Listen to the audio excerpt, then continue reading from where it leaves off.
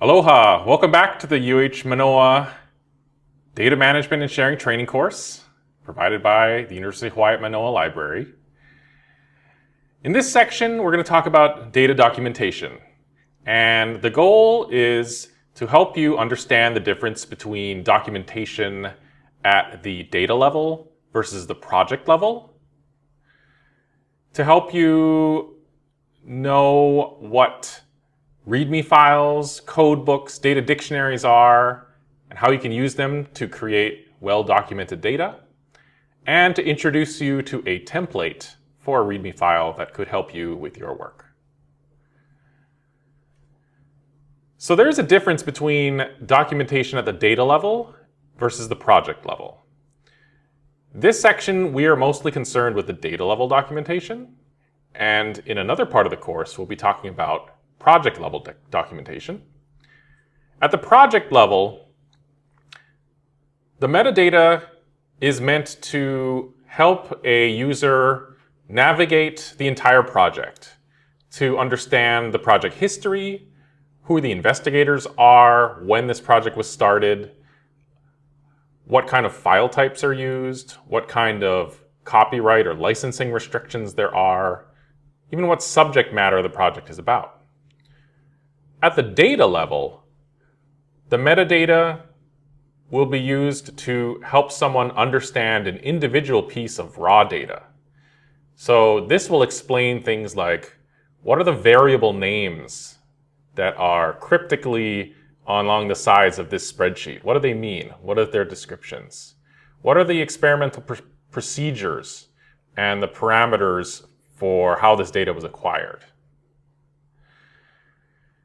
So at the data level, documentation should include a variety of things, and it should be included both for quantitative and qualitative data.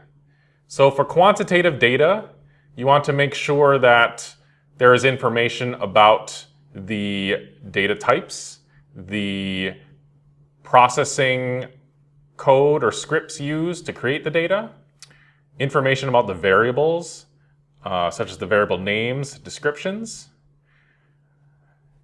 And for qualitative data, there needs to be information about the participants that this data was drawn from, such as their age, gender, location, how any interview or survey was conducted.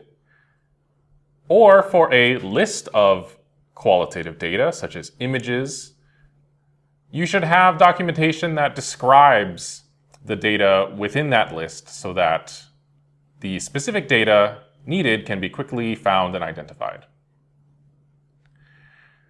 So depending on your field and exactly what's in them, you may hear terms to describe this kind of documentation such as a code book, a data dictionary, or a README file. They're all somewhat equivalent and can be interchanged. So I'm going to use README for the rest of this discussion. And you'll want to store a README file with each dataset, including your file naming conventions and abbreviations. It's important to keep this file as a plain text file rather than storing it in a proprietary format such as Microsoft Word. This is so that it is as interoperable as possible with collaborators, whoever wants to open it up later. And down the line, proprietary software may not be supported any longer, even if it seems like it's quite safe now. PDFs are generally considered acceptable if formatting is very important, but the best practice is to stick with a plain .txt text file. And READMEs are often required for submission to data repositories. And so it's a good practice to maintain a README file in the early stages of your project to help with submission of your project to a data repository later.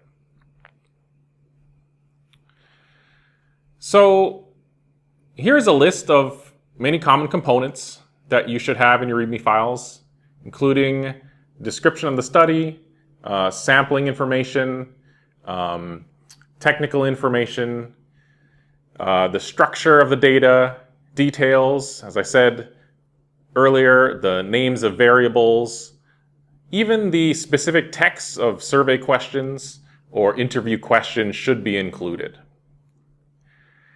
And to assist you, in this section, you will find a README file template that you can use to work through your data. And I encourage you to try it out and hope that it gets you a start on the process of well documenting your data. Mahalo.